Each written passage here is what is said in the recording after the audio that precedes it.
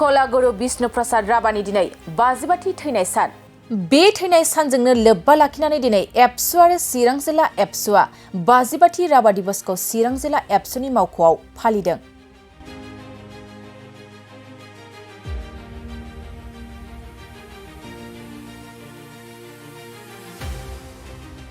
दिनैनि राभा दिवसखौ लोब्बा लाखिनानै दुलाराय बर' फरायसा आफादा आसामाव थानाय गुबुन गुबुन हारिनि बायदि बायदि समाजारि आफादनि दैदेनगिरिफोरखौ लानानै मोनसे सावरायमेलबो लानाय जायो।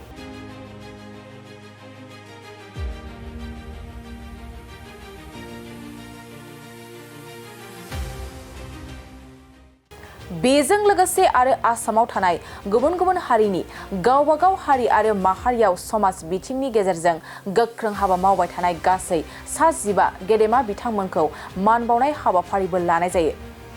मख'नो गोनांदि दिनैनि राभा दिवस फालिनाय आरो सावरायमेलाव आसामाव थानाय गुबुन गुबुन हारिनि गेदेमा बिथांमोनखौबो विष्णु प्रसाद राभानि सावगारियाव बिबार बावनाय आरो सावरायमेलाव बाहागो लानायखौ नुनो मोनो।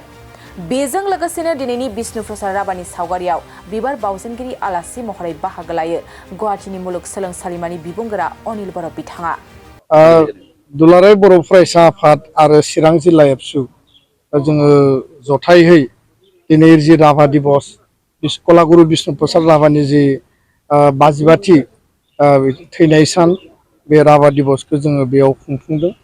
आरो गिबियावनो आङो कलागुरु विष्णु प्रसाद राभानि सोरगोआरि जिउमा आरो बिथांनि महान आदर्शखौ आङो जेब्लाबो श्रद्धांजलि आरो मान बावो, आनान गसाइनियाव आरज गाबदों अराय बिथाङा थांना थानाय सुबुं माहारिखौ बा बर' फिसाफोरखौ जाहाथे बोर सारस्रि हरो।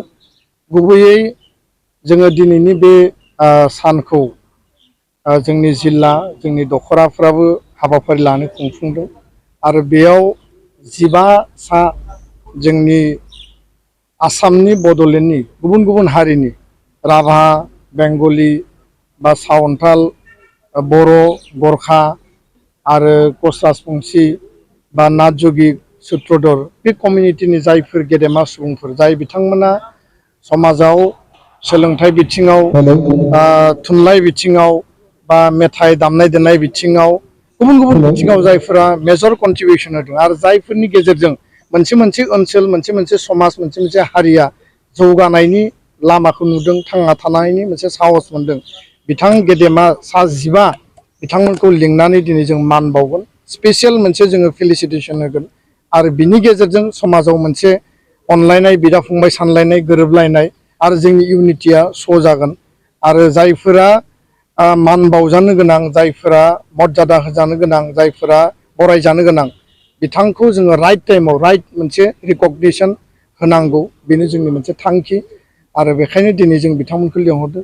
दिनैनि बे हाबाफारियाव गाहाय आलासि महरै प्रफेसार अनिल कुमार बर' गुवाहाटी मुलुग सोलोंसालिनि बिथां सारखौ जों लिंदों आरो मिजिंथिदों जे विष्णु राभानि जि आदर्शमोन, जे गोग्लैसोनाय हारि माहारिखौ बोखांनाय बा जोंनि ट्राइबेल सन अफ दा सयल सुबुं माहारिनि गेजेराव जि मोनसे बिथाङा गणजागरन मोनसे सृष्टि खालामदोंमोन मेथाइनि गेजेरजों, गावनि स्पिच आरो भाषणनि गेजेरजों रायजो राजानि खाथियाव थांनानै गामियाव ओनसोलाव थांनानै बिथाङा जि मोनसे मबिलाइजेसन खालामदोंमोन, कमिउनिटि मोनसे जि सेन्सेसन मोनसे जांख्रिखांनाय जावरिखांनाय लाबोदोंमोन, बेनि गेजेरजों दिनै आसामाव थानाय इन्डिजिनियास ट्राइबेल आरो गुबुन गुबुन माहारिफ्रा थांना थानो थाखाय साहस मोनदों।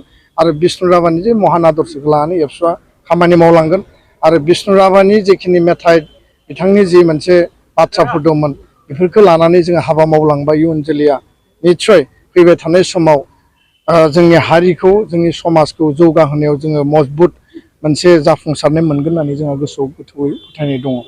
गोजोनथाव खौरां, क'क्राझार सहरनि जेडि र'डजों नांजाबनाय गोजोनपुरि रयेल एनफिल्ड श'रुमनि गोजौआव थानाय सेन्ट्रेल भारत सेबक समाजजों गनायथि होजानाय आइएफए बिएम इनस्टिट्युट अफ पेरामेडिक्सआ नोंथांमोननो लानानै फैदों देहा जोथोन लाखिनायनि माखासे आयदा।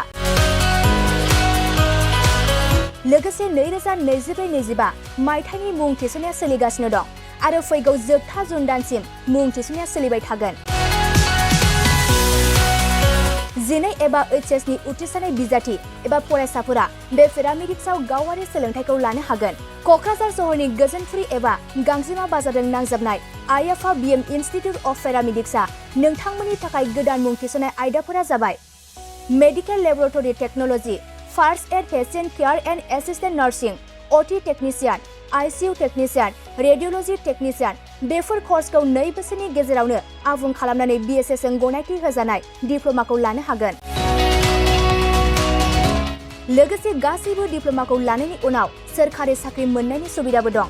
जुदि नोंथांमोना बेफोर कर्सनि थाखाय गोदानै मुं थिसननो गोसो दंब्ला आइएफआ BM इनस्टिट्यूट अफ पेरामेडिक्सनि 9395899391 एबा 9821663110 मबाइल नम्बराव थोंजों सुलाद लाहरनो हागोन।